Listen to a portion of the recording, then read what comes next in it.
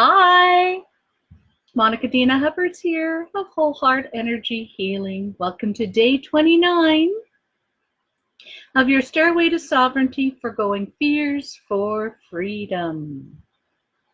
We're talking about the dreaded four-letter F word, fear. We're facing it and tossing it out, giving you freedom and placing you into a fun and fabulous new year. Fear serves a purpose to get our attention. It's a messenger. Yet once it has your attention, feeling fear is no longer helpful. In fact, it's quite harmful.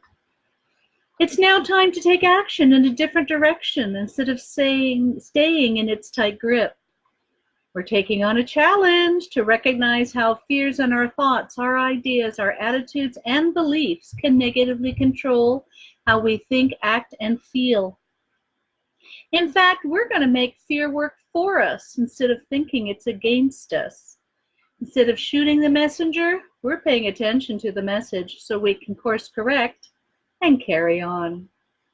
Yesterday, we talked about the fear that nothing really works for me, where we wanted something so desperately that we even became devastated after many failed attempts to get it. In fact, the harder we tried to achieve it, the further it went away. As a result, we felt heartbroken and cheated. During the times that are tough, we learn that when it's especially important to celebrate even the small wins. It's simple as a different set of mindset and a positive attitude.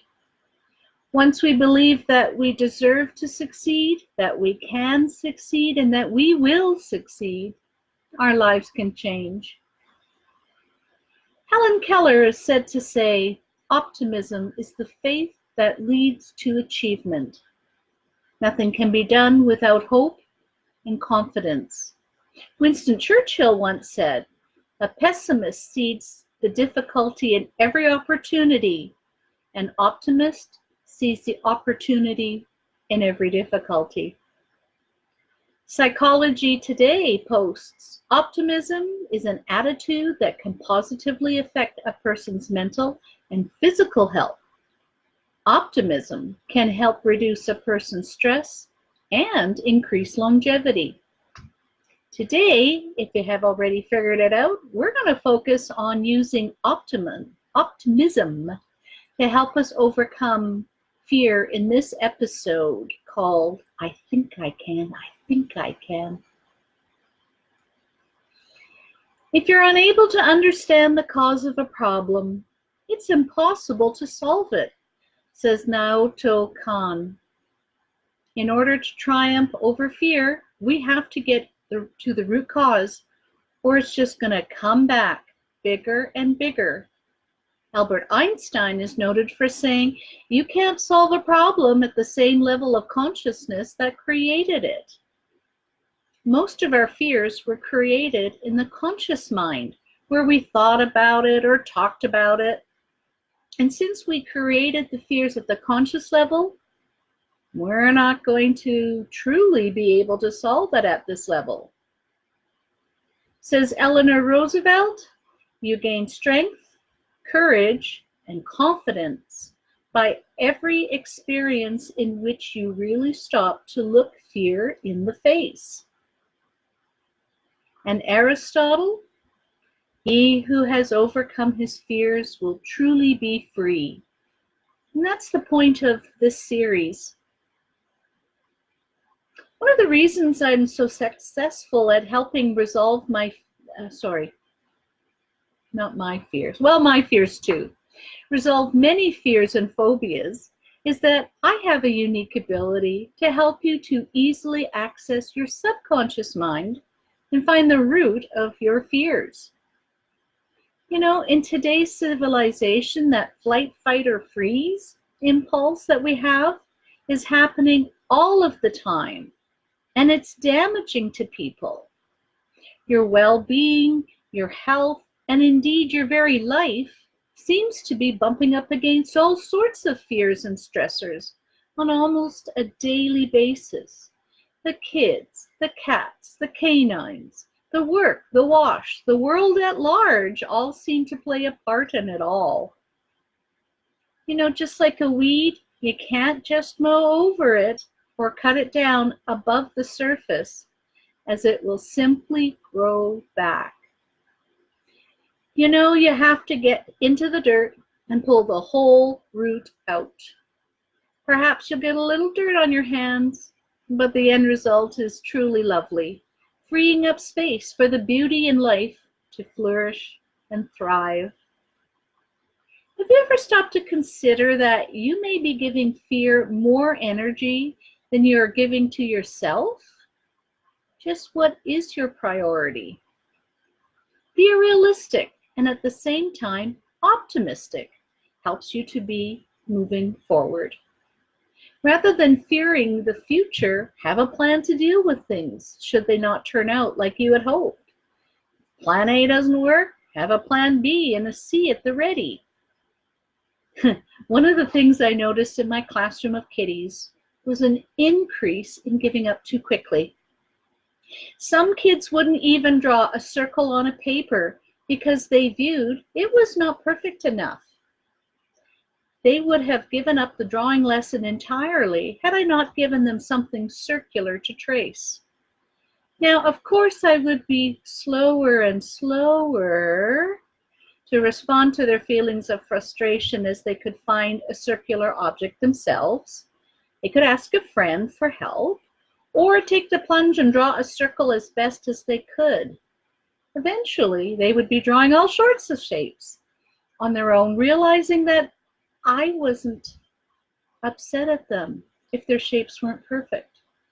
Their drawings turned out well, whether their circles were proportioned or not. And their classmates all thought highly of their pictures in the end. I called this type of teaching, if plan A doesn't work, there's always plan B. In fact, I didn't realize just how ingrained my plan A, plan B way of thinking had become until there was a chance for the kids' parents to meet the teacher and check out what learning was taking place.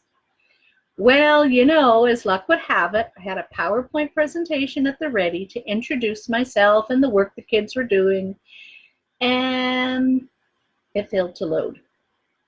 No amount of button pushing or coaxing the computer to come to life was working. I remember looking at my computer, shaking my head, and then proceeding to the whiteboard to illustrate some of what was going on in the classroom. As I was walking to my whiteboard, I hear a little voice in the classroom say, "Plan B, Miss Hubbards?" And a huge smile broke across my face as I went to get some colorful whiteboard markers. "Yes, Haley, Plan B." Noting the quizzical look on her parents' face, I explained as I went about my whiteboard task that I teach the kids not to give up, as there are always another way, and that we brainstormed ideas for plans B to G and beyond that, so that when the kids got stuck in the muck thinking, that they could look to a chart on the wall or a note in their journal as to what else they could try. The raised eyebrows of wow gave me a good feeling. My student a look of self-satisfaction, and the rest of the crowd a sense of there being more to classroom life than reading and math, and that they too could use that tool at home. I love hearing the stories of Plan B happening outside my classroom door. I found this quote on fear by an anonymous writer. "Running away from a problem only increases the distance from the solution." And William F. Halsey's quote, "All problems become smaller when you confront them instead of dodging them." Life in the classroom is truly a microcosm of the world. I don't know if all I really know I learned in kindergarten. In his book by Robert Fulghum, I think it is. In his book, Fulghum states that what we learn in kindergarten comes up again and again in our lives as long as we live.